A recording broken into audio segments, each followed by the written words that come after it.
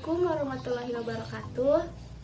Selamat pagi semuanya. Perkenalkan, kami dari kelompok 10 akan mempresentasikan tentang pajak penghasilan di laporan keuangan yang di-cover oleh PSHK 46. Perkenalkan, nama saya Desti Marlina sebagai pemateri pertama.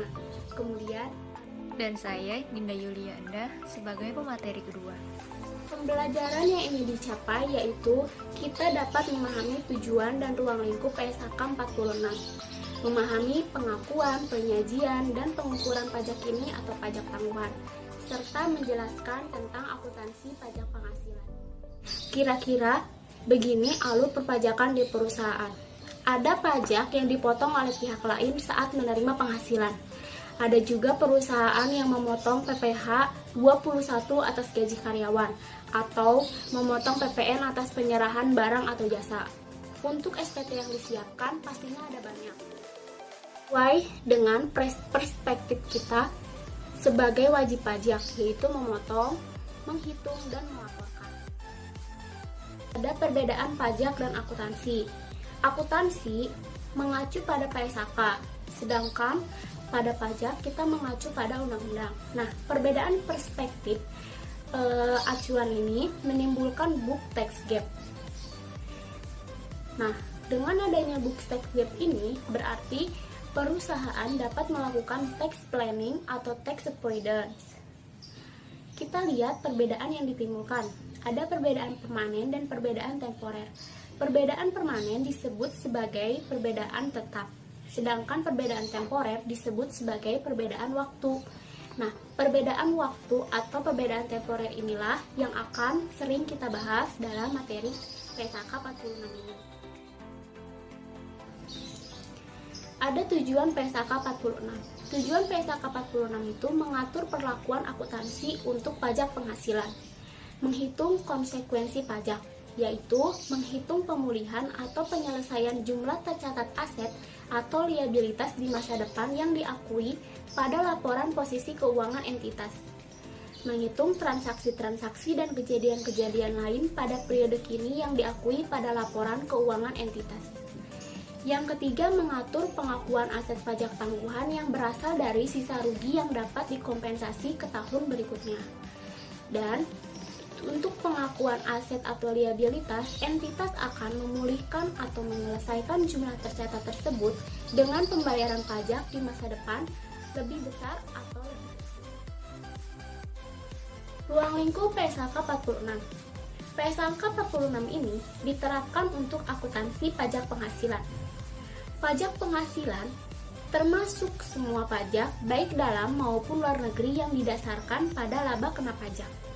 Nah, pajak penghasilan termasuk pajak-pajak seperti pemotongan pajak atas distribusi kepada entitas pelapor yang terutang oleh entitas anak, entitas asosiasi, atau pengaturan bersama. Tidak berlaku untuk hibah pemerintah, karena hibah pemerintah telah diatur dalam PSHK 61. PSHK 46 ini juga tidak berlaku untuk kredit pajak investasi. Adapun definisi yang ada dalam PSHK 46 ini yaitu pertama, aset pajak tangguhan. Apa itu aset pajak tangguhan? Aset pajak tangguhan adalah jumlah pajak penghasilan yang dapat dipulihkan pada periode masa depan sebagai akibat adanya perbedaan temporer yang boleh dikurangkan, akumulasi rugi belum dikompensasi, dan akumulasi kredit pajak belum dimanfaatkan dalam hal peraturan perpajakan yang mengizinkan.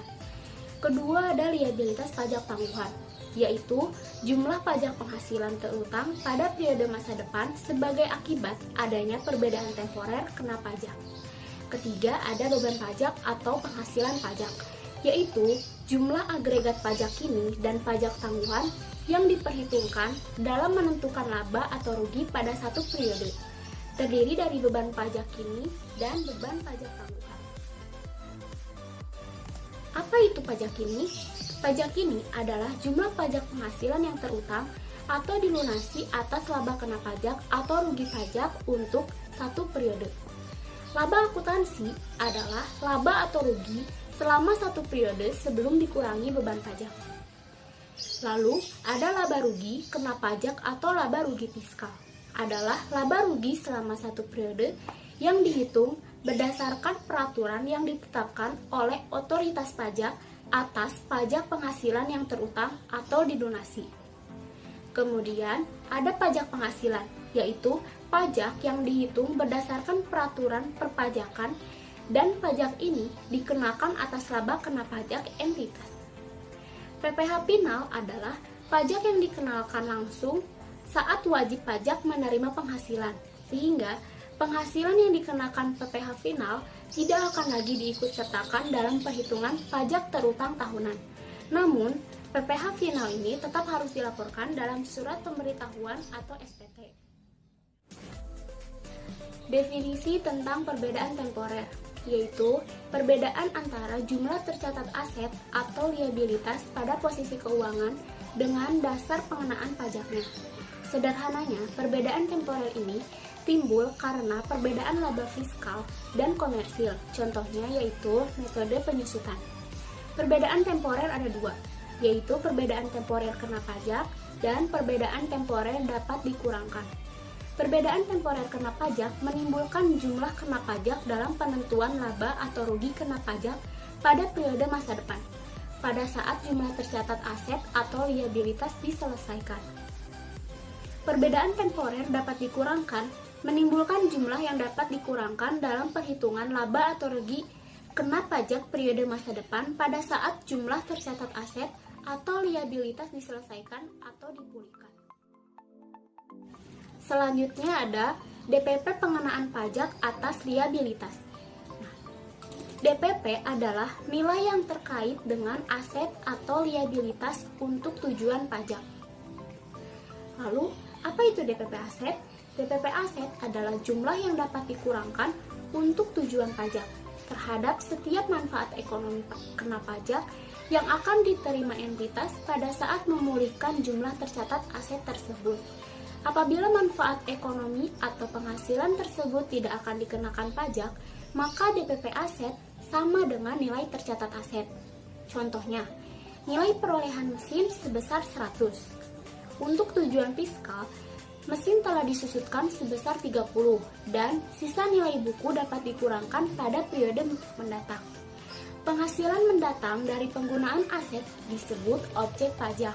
Maka DPP aset dari mesin tersebut adalah 70, yaitu 100 dikurangi mesin yang telah disusutkan sebesar 30. Sedangkan DPP liabilitas adalah jumlah tercatat liabilitas dikurangi dengan setiap jumlah yang dapat dikurangkan untuk tujuan pajak berkenaan dengan liabilitas tersebut pada periode masa depan.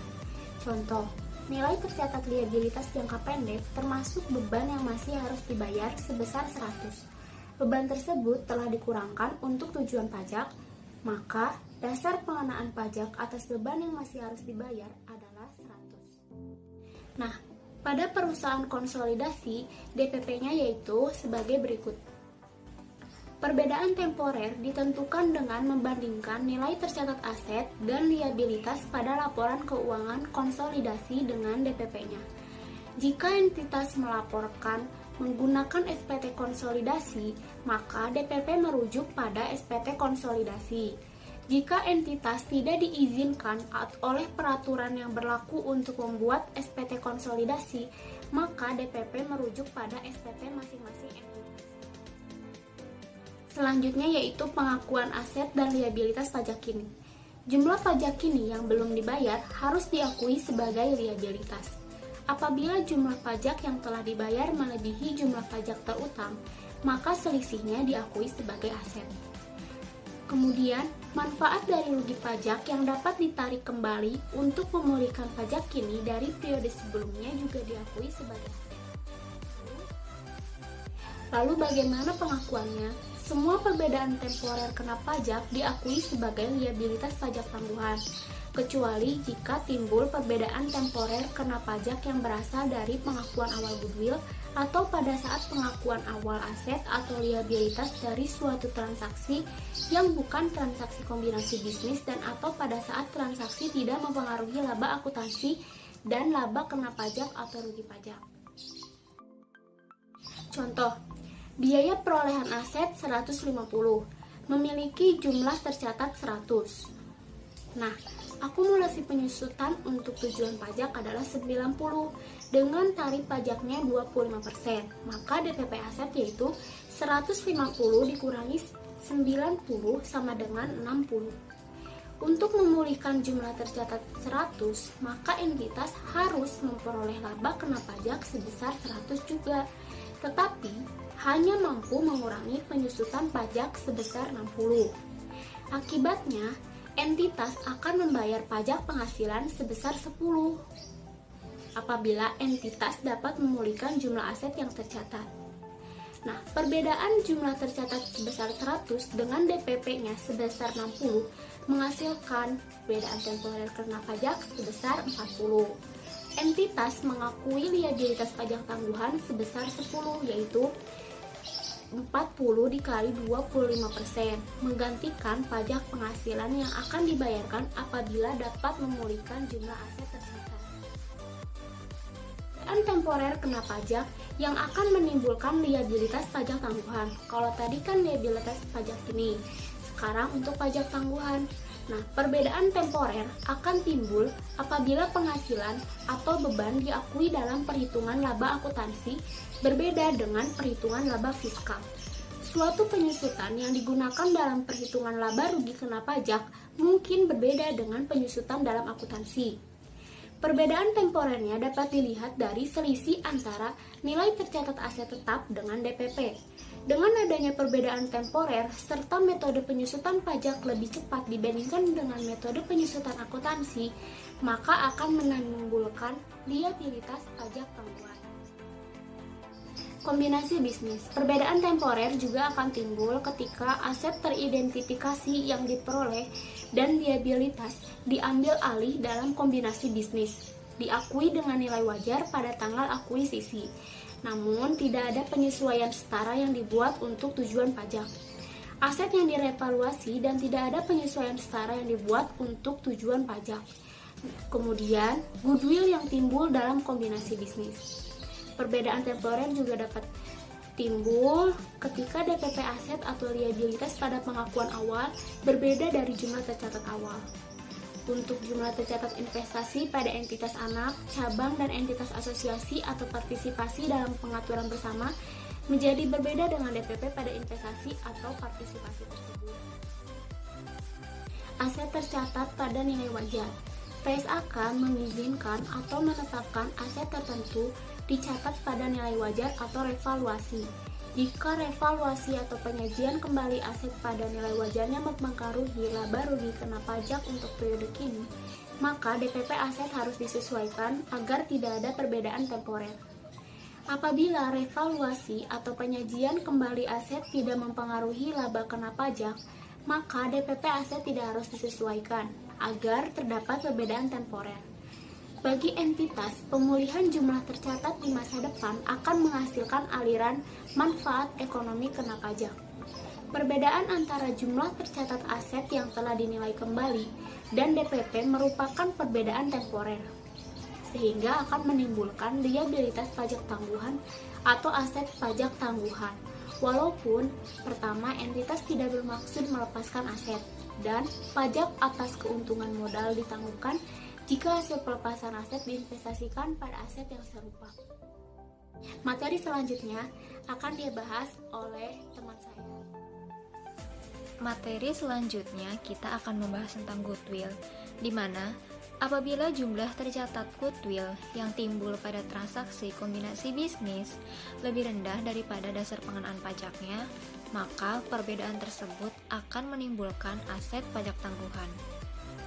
Aset pajak tangguhan yang ditimbulkan dari pengakuan awal goodwill diakui sebagai bagian akuntansi atas kombinasi bisnis sepanjang kemungkinan besar laba kena pajak tersedia dalam jumlah yang cukup memadai. Lalu ada pengakuan awal aset dan liabilitas. Perbedaan temporer akan timbul pada saat pengakuan awal suatu aset atau liabilitas. Metode akuntansi perbedaan temporer bergantung pada sifat transaksi yang menyebabkan dilakukannya pengakuan awal aset atau liabilitas. Dalam kombinasi bisnis, entitas mengakui liabilitas atau aset pajak tangguhan sehingga pengakuan ini dapat mempengaruhi jumlah goodwill atau keuntungan penawaran pembelian yang diakui. Jika transaksi tersebut mempengaruhi laba akuntansi maupun laba kena pajak, maka entitas akan mengakui aset atau liabilitas pajak tangguhan dan mengakui beban atau penghasilan pajak tangguhan dalam laporan laba rugi. Kemudian, perbedaan temporer dapat dikurangkan. Aset pajak tangguhan diakui untuk seluruh perbedaan temporer yang dapat dikurangkan, sepanjang kemungkinan besar laba kena pajak akan tersedia sehingga perbedaan temporer tersebut dapat dimanfaatkan untuk mengurangi laba, kecuali jika aset pajak tangguhan timbul dari pengakuan awal aset atau liabilitas dalam transaksi yang 1. Bukan dari transaksi kombinasi bisnis. 2. Pada saat transaksi tidak mempengaruhi laba akuntansi maupun laba rugi kena pajak. Kemudian, penilaian kembali aset pajak tangguhan tidak diakui. Pada setiap akhir periode pelaporan, entitas menilai kembali aset pajak tangguhan. Entitas akan mengakui kembali aset pajak tangguhan tidak diakui sebelumnya, apabila kemungkinan besar laba kena pajak pada masa depan akan tersedia untuk dipulihkan. Selanjutnya ada rugi pajak belum dikompensasi dan kredit pajak belum dimanfaatkan atau unused tax credit. Aset pajak tangguhan diakui untuk akumulasi rugi pajak belum dikompensasi dan kredit pajak belum dimanfaatkan apabila besar kemungkinan laba kena pajak masa depan akan memadai untuk dimanfaatkan dengan rugi pajak belum dikompensasi dan kredit pajak belum dimanfaatkan. Hal-hal yang harus dipertimbangkan ada 4. 1. Otoritas pajak. 2. Entitas akan mendapat laba kena pajak sebelum daluarsa. 3. Rugi karena kasus tidak berulang. 4. Perencanaan pajak sehingga kompensasi dapat dimanfaatkan. Investasi pada entitas anak, cabang, asosiasi, dan pengaturan bersama. Entitas mengakui liabilitas pajak tangguhan untuk semua perbedaan temporer kena pajak terkait dengan investasi pada entitas anak, cabang, dan asosiasi, serta bagian partisipasi dalam ventura bersama, kecuali sepanjang kedua kondisi berikut telah dipenuhi. Pertama, entitas induk, investor, atau pengaturan bersama mampu mengendalikan waktu pemulihan perbedaan temporer dan kemungkinan besar perbedaan temporer akan terpulihkan di masa depan yang dapat diperkirakan. Pengukuran untuk pajak kini dan pajak tangguhan. Liabilitas aset pajak kini untuk periode kini dan sebelumnya diukur sebesar jumlah yang diharapkan untuk dibayar atau direstitusi kepada otoritas perpajakan. Aset dan liabilitas pajak tangguhan harus diukur dengan menggunakan tarif pajak yang akan berlaku pada saat aset dipulihkan atau liabilitas diselesaikan. Pengukuran aset dan liabilitas pajak tangguhan harus mencerminkan konsekuensi pajak yang sesuai dengan cara yang diharapkan entitas pada akhir periode pelaporan untuk memulihkan atau menyelesaikan jumlah tercatat aset dan liabilitas. Jika liabilitas atau aset pajak tangguhan timbul dari aset yang tidak disusutkan, yang diukur menggunakan model revaluasi sesuai dengan PSAK 16, maka pengukuran liabilitas atau aset pajak tangguhan mencerminkan konsekuensi pajak untuk memulihkan jumlah tercatat aset yang tidak disusutkan melalui penjualan, terlepas dari dasar untuk mengukur jumlah tercatat aset tersebut. Jika liabilitas atau aset pajak tangguhan timbul dari properti investasi yang diukur menggunakan model nilai wajar dalam PSAK 13, maka terdapat asumsi yang tidak dapat dibantah bahwa jumlah tercatat properti investasi akan dipulihkan melalui penjualan. Contoh 1. kita mempunyai jumlah tercatat aset sebesar 100 dan dasar pengenaan pajak sebesar 60. Tarif pajak 20% akan diterapkan jika aset terjual dan tarif pajak 30% akan diterapkan pada penghasilan lain.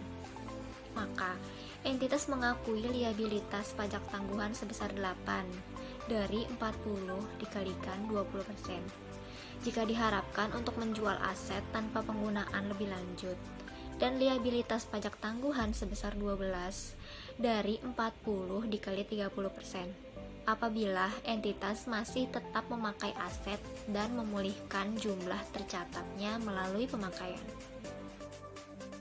Pengakuan di sini ada dua.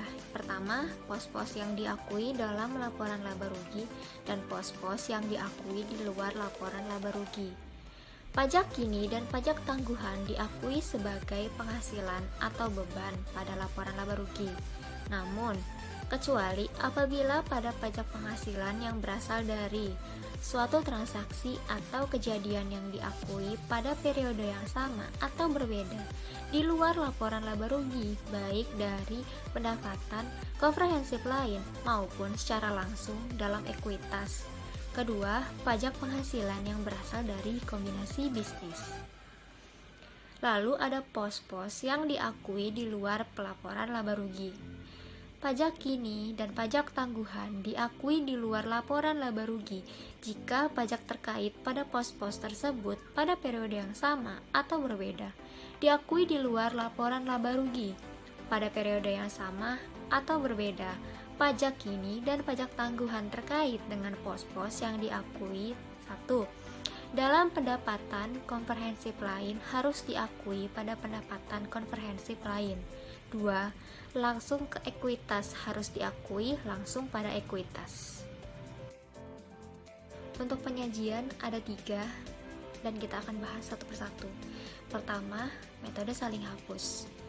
Entitas melakukan saling hapus atas aset pajak kini dan liabilitas pajak kini jika dan hanya jika entitas memiliki hak secara hukum untuk melakukan saling hapus jumlah yang diakui, dan entitas berniat untuk menyelesaikan dengan dasar neto atau merealisasikan aset dan menyelesaikan liabilitas secara bersamaan.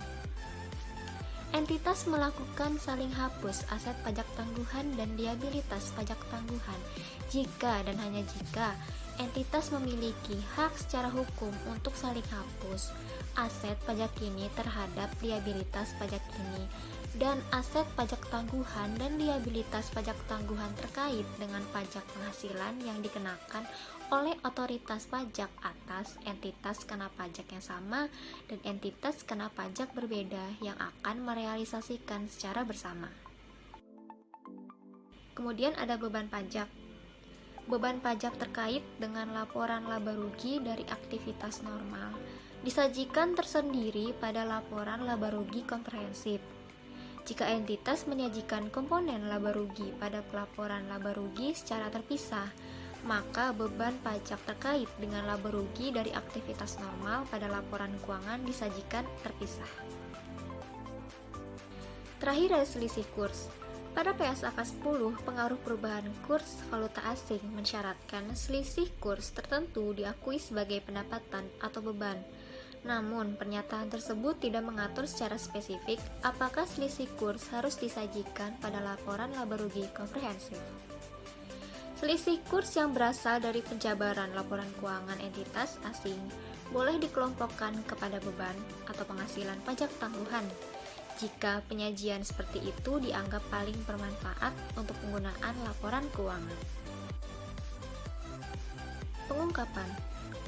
Komponen utama beban penghasilan pajak diungkapkan secara terpisah. Pertama, beban penghasilan pajak kini. Kedua, penyesuaian atas pajak kini yang berasal dari periode sebelumnya. 3.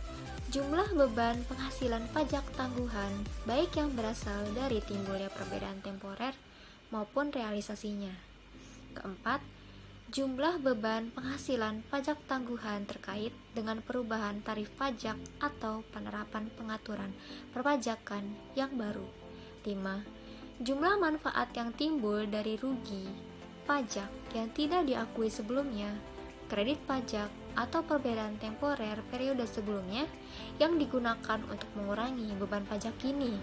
Dan terakhir, jumlah manfaat dari rugi pajak yang tidak diakui sebelumnya, kredit pajak, atau perbedaan temporer periode sebelumnya yang digunakan untuk mengurangi beban pajak tangguhan.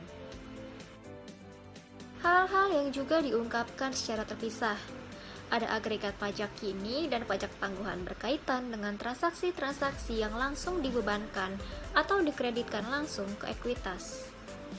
Lalu ada jumlah pajak penghasilan berkaitan dengan setiap komponen pendapatan komprehensif lain. Lalu ada penjelasan hubungan antara beban penghasilan pajak dengan laba akuntansi satu sama lain atau kedua bentuk berikut ini. 1. Rekonsiliasi angka antara beban pajak dengan hasil perkalian laba akuntansi dan tarif pajak yang berlaku dengan mengungkapkan DPP yang berlaku. Kedua, rekonsiliasi antara tarif pajak efektif rata-rata dan tarif pajak yang berlaku dengan mengungkapkan DPP yang berlaku pada periode akuntansi sebelumnya.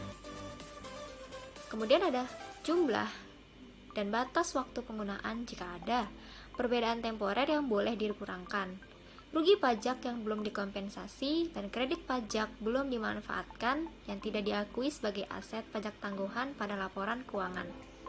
Terakhir, jumlah agregat perbedaan temporer yang terkait dengan investasi pada entitas anak, cabang, dan perusahaan asosiasi, dan bagian partisipasi dalam pengaturan bersama atas liabilitas pajak tangguhan yang belum diakui. Entitas mengungkapkan jumlah aset pajak tangguhan dan sifat bukti yang mendukung pengakuannya jika penggunaan aset pajak tangguhan bergantung pada apakah laba kena pajak yang dapat dihasilkan pada periode mendatang melebihi dari laba realisasi perbedaan temporer kena pajak yang telah ada, dan entitas telah mengalami kerugian pada periode kini atau sebelumnya di mana aset pajak tangguhan terkait. Sebelumnya kita sudah pernah membahas tentang PPh final, namun kita akan membahas tentang bagaimana pengungkapan untuk PPh final. Jika nilai tercatat aset atau liabilitas yang berhubungan dengan pajak penghasilan final berbeda dari dasar pengenaan pajaknya, maka perbedaan tersebut tidak diakui sebagai aset atau liabilitas pajak tangguhan. Penghasilan yang telah dikenakan PPh final, beban pajak yang diakui proporsional dengan jumlah pendapatan menurut akuntansi yang diakui pada periode berjalan. Selisih antara PPh final yang terutang dengan jumlah yang dibebankan sebagai pajak ini pada perhitungan laba rugi diakui sebagai pajak dibayar di muka dan pajak yang masih harus dibayar. Akun PPh final dibayar di muka harus disajikan terpisah dari PPh final yang masih harus dibayar. Cukup sekian dari materi yang dapat kelompok kami sampaikan. Semoga dari materi yang sudah kami sampaikan dapat bermanfaat untuk kita semua. Kurang lebihnya mohon maaf. Wassalamualaikum warahmatullahi wabarakatuh.